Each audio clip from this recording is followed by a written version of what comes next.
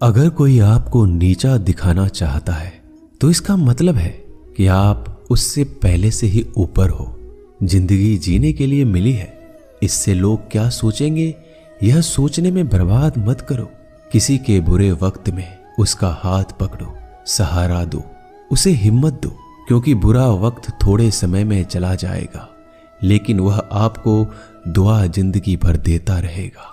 मनुष्य सुबह से शाम तक काम करके उतना नहीं थकता जितना चिंता और क्रोध के एक क्षण में थक जाता है। संबंध परमात्मा से अच्छे बना लो तो तुम्हें किसी की जरूरत नहीं पड़ेगी, तुम खुद सबकी जरूरत बन जाओगे। सलाह देने तो हजारों आते हैं लेकिन जब साथ देने की बारी आती है तो केवल भगवान आते हैं। जीतने के बाद तो सारी दुनिया गले लगाती है, क्योंकि जो आज आपके साथ है वह कल आपके खिलाफ हो सकते हैं। बिना मतलब के कोई आपकी इज्जत नहीं करेगा, लेकिन खुद को इतना काबिल बनाओ कि लोग बिना मतलब के भी आपका इज्जत करें। भगवान कहते हैं सोने से पहले तुम सबको माफ कर दिया करो और तुम्हारे जागने से पहले मैं तुम्हें माफ कर दूंगा। भगवान ऑक्सीजन की तरह है जिन्हें आप देख नहीं सकते, लेकिन उसके बिना आप रह भी नहीं सकते। कोई और तुम्हारी मदद नहीं कर सकता, अपनी मदद स्वयं करो। आप खुद के सबसे अच्छे मित्र हैं और सबसे बड़े दुश्मन भी।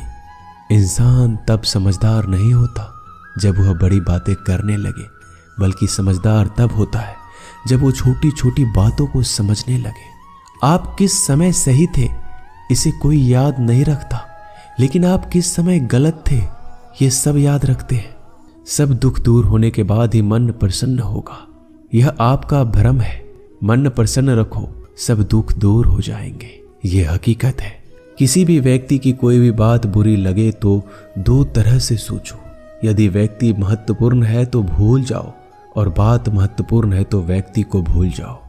रिश्तों का संबंध सिर्फ रक्त से नहीं होता, जो मुसीबत में हाथ थाम ले उससे बड़ा कोई रिश्ता नहीं होता। भगवान कहते हैं तुम सब कुछ मुझे सौंप दो, सारा दर्द परेशानी, और बिल्कुल हल्के होकर मुझे याद करो। धीरे धीरे तुम्हारा जीवन बदल जाएगा। हर रोज रात को सोने से पहले भगवान को अपनी पूरी दिनचर्या बता के सोएं। अगर आपके द्वारा किसी का दिल दुखा है तो मन ही मन उससे माफी मांगे। अगर आपका किसी ने दिल दुखाया है तो उसे माफ करके सारी चिंताएं भगवान को सौंप कर सो जाए। यकीन मानिए इससे आपकी जिंदगी खुशनुमा बन जाएगी। क्रोध बोला हुआ एक शब्द इतना जहरीला हो सकता है कि आपकी 1000 प्यारी बातों को 1 मिनट में नष्ट कर सकता है। सबको हंसाना लेकिन किसी पर भी हंसना मत। सबके दुख बांटना लेकिन किसी को दुखी मत करना। सबकी राह में दीप जलाना लेकिन किसी का दिल जलाना मत।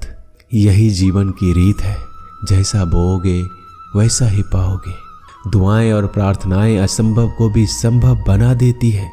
ईश्वर को ना हमारे तन की जरूरत है ना धन की, उसको तो बस पवित्र मन की जरूरत है। इसलिए वो हमें कुछ भी छोड़ने के लिए नहीं कहता, बस कहता है बच्चे मन से विकार छोड़ो, गंदे विचार छोड़ो। जो आने वाला है वो हमेशा गुजरे हुए कल से बेहतर होगा।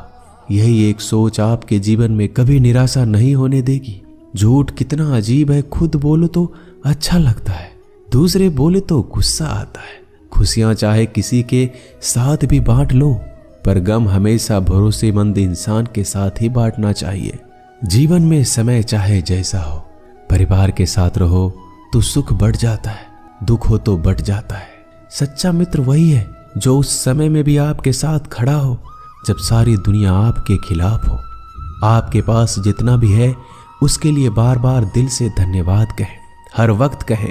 यकीन मानिए जितना भी है वो जल्दी कई गुना हो जाएगा।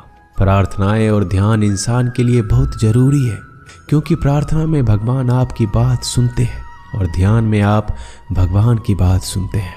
श्री कृष्ण से कितना कुछ छूटा, पहले माँ छूटी, फिर पिता छूटे, फिर जो नंद किशोर मिले वो भी छूटे, संग साथी छूटे, राधा भी छूटी, गोकुल छूटा, फिर मथुरा छूटा।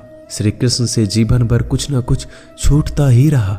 नहीं छूटा तो वो था देवत्व, मुस्कान और सकारात्मकता। श्री कृष्ण दुखी नहीं, उत्सव के प्रतीक है। सब कुछ छूटने पर भी कैसे खुश रहा जा सकता है, ये श्री कृष्ण से अच्छा कोई नहीं सिखा सकता। इसलिए हमेशा खुश रहें, सदा मुस्कुराते रहें। जीतने का मजा भी तभी आएगा जब लोग आपके हार का इंतजार करेंगे। गीता में लिखा है, यदि कोई आपको अच्छा लगता है तो अच्छा वो नहीं, अच्छे आप हैं, क्योंकि उसमें अच्छाई देखने वाली नजर आपके पास है। अपनी पीड़ा के लिए संसार को दोष मत दो, अपने मन को समझाओ। तुम्हारे मन का परिवर्तन ही तुम्हारे दुखों का अंत है। सोच और नीयत अच्छी रखिए, फिर आपके कष्ट प्रभु स्वयं दूर कर देंगे। याद रखना, भगवान से कभी उम्मीद छोड़ना नहीं और दुनिया वालों से कभी उम्मीद रखना नहीं। सुख दुख एक सिक्के के दो पहलू है। जहां सुख होगा वहां दुख भी होगा, जहां दुख होगा वहां सुख भी होगा। इसलिए सुख दुख के बारे में बिना सोचे निरंतर अपने लक्ष्य को प्राप्त करने के लिए प्रयास करते रहना चाहिए। एक बात हमेशा याद रखना, किसी के सामने गिड़गिड़ाने से ना मोहब्बत मिलती है ना इज्जत। इसलिए अपने स्वाभिमान को जिंदा रखो। कोई अगर आपकी किस्मत में होगा तो आपके पास खुद ही चलकर आएगा। दूसरों को हराने का मौका मत दो, बस खुद को आगे ले जाने की जिद पालो। कभी हार ना मानने की आदत ही एक दिन जीतने की आदत बन जाती है। सिर्फ दो चीजें मनुष्य के भाग्य का निर्माण करती है। पहला, स्वभाव। अगर आपके स्वभाव में अच्छाई, विनम्रता और गुण है तो आपका भाग्य चमकेगा। अगर आपका स्वभाव क्रोधी है, आलसी है, तो आपका भाग्य बिगड़ना अनिवार्य है। इसलिए अपने स्वभाव को मधुर और आकर्षित बनाइए। दूसरा, आपकी वाणी। बोलना तो आदमी 2.5 साल की उम्र में ही सीख जाता है, परंतु कब, कहां और कैसे बोलना है उसे यह जिंदगी भर भी नहीं समझ पाता। जिसे ये बोलना आ गया कि कब, कहां और कितना बोलना चाहिए, समझ लो उसे सफल होने के लिए कोई नहीं रोक सकता।